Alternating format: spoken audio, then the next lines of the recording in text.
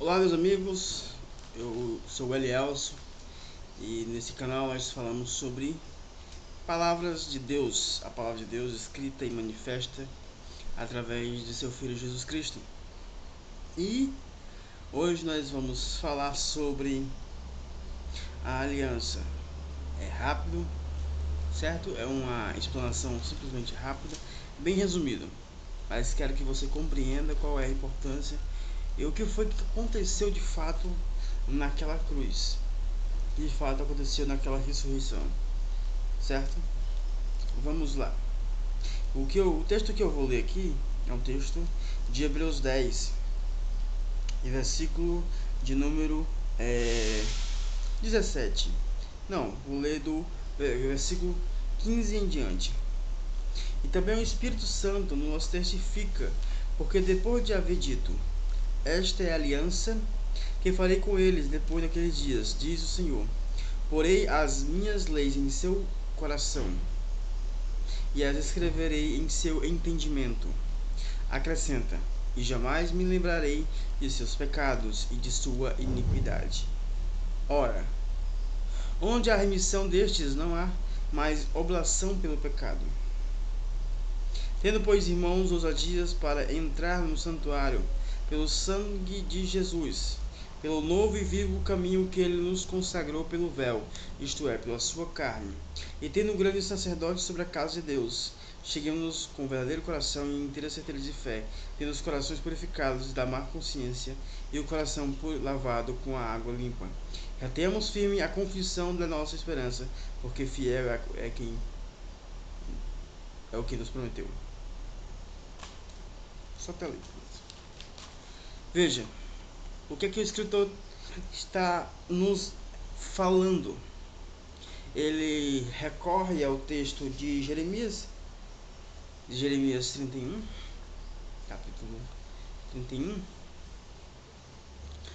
que fala sobre este novo acordo que Deus estabelece em Cristo Jesus com toda a humanidade.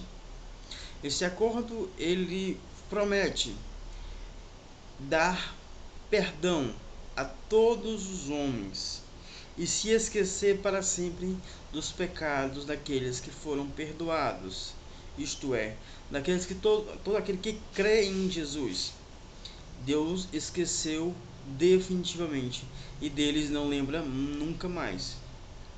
E o escritor de Hebreus enfatiza: onde há perdão, purificação, não há mais necessidade de oblação por esses pecados, certo? E dessa maneira, não há mais necessidade de fazer esse sacrifício depois que cremos no Senhor Jesus Cristo. Quando cremos no Senhor Jesus Cristo, não há mais necessidade de sacrifícios algum, pois já somos santificados e purificados pelo sangue de Jesus Cristo. Dessa forma, o que podemos entender aqui é que nós, em Cristo Jesus, fomos perdoados dos nossos pecados. Presente, passado e futuro. Todos. Por quê? Porque se os nossos pecados tivessem uma repetição no sentido de validade para Deus, ele teria que matar Jesus cotidianamente, diariamente, pois nós, de certa forma, pecamos em muitos aspectos e era necessário Jesus morrer diversas vezes.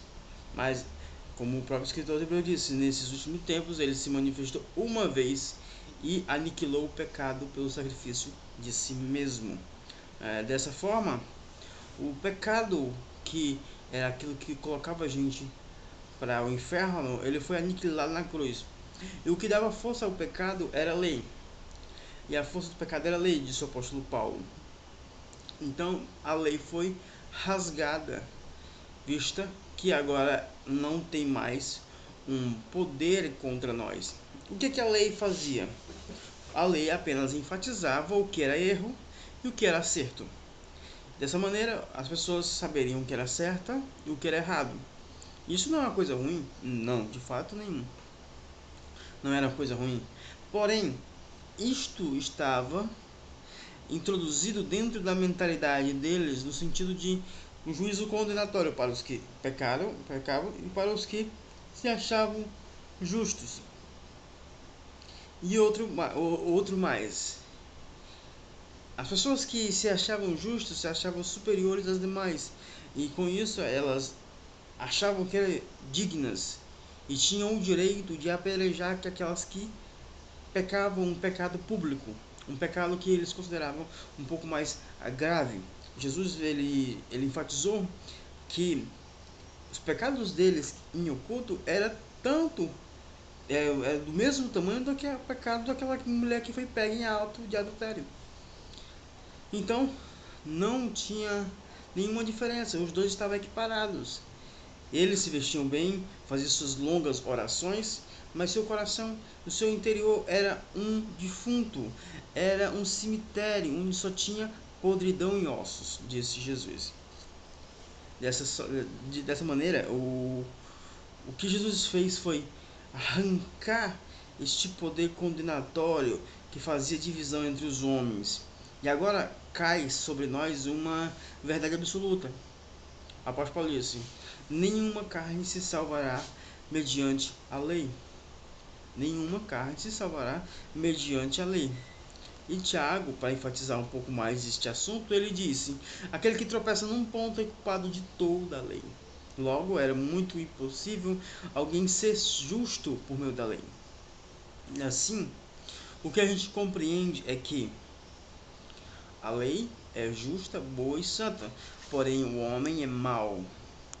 E porque o homem é mau, Deus, em sua infinita misericórdia, em sua infinita sabedoria, ele não ia colocar uma carga sobre nós que a gente não pudesse carregar. Então o que aconteceu? Ele tirou essa carga de sobre nós e perdoou os nossos pecados. E a partir desse momento, ele rasga aquele contrato antigo e coloca um novo. Este novo contrato, ele veio com um fiador. Jesus financiou as nossas dívidas, pagando-as na cruz. E Jesus estabelece um novo acordo. Esse acordo é baseado nas relações pessoais. Aquele que recebe graça deve distribuir graça. Aquele que foi perdoado de uma dívida deve perdoar as dívidas daqueles que os devem.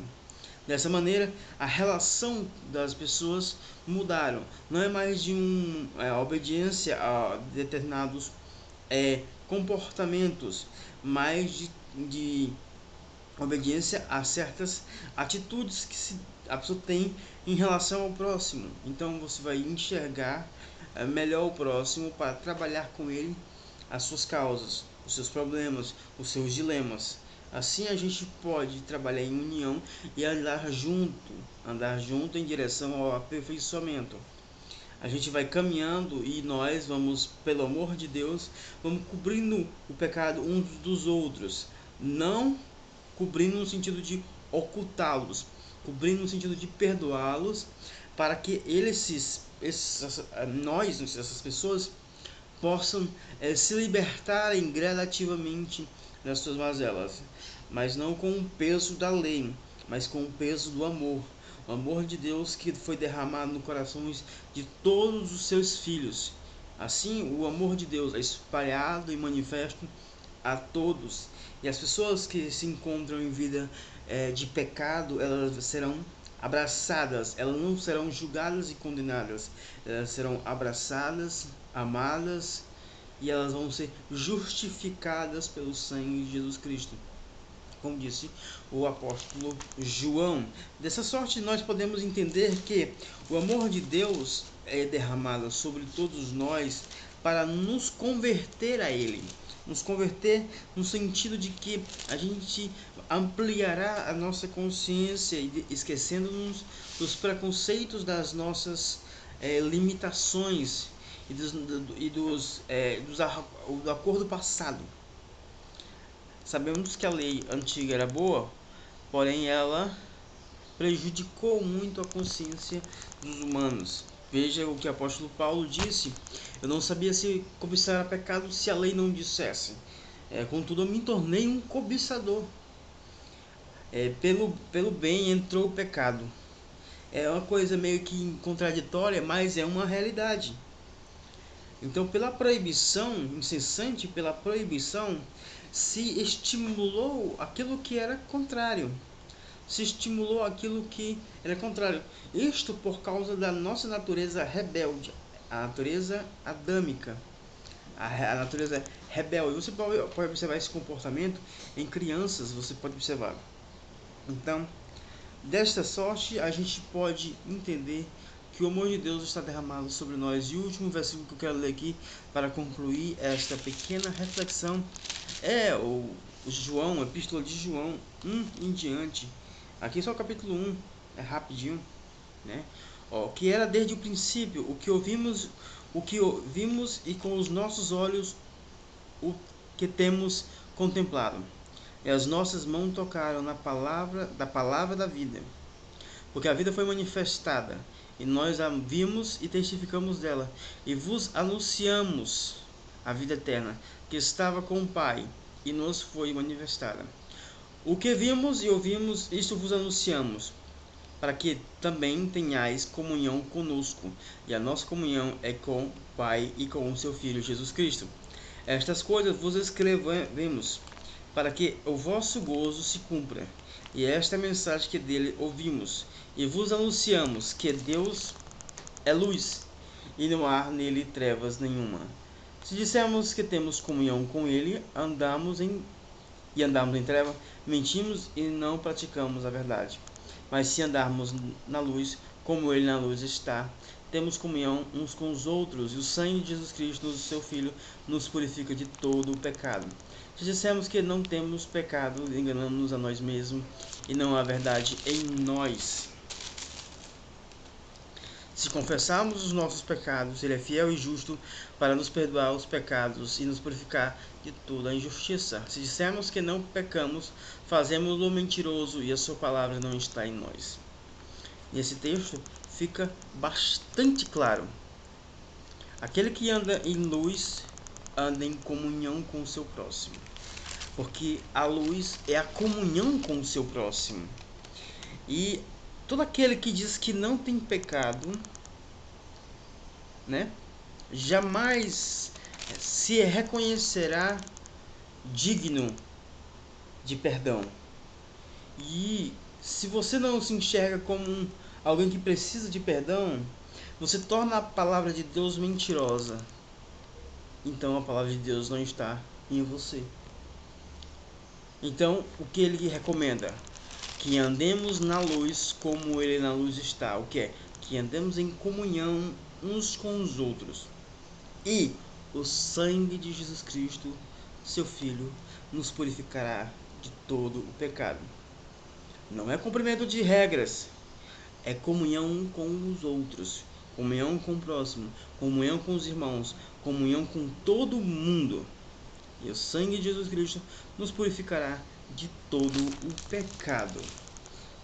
Espero que essa pequena reflexão tenha feito você compreender qual é o propósito dessa nossa salvação e o que foi feito na cruz que nos deu tanto poder para vencer esse pecado. Amém?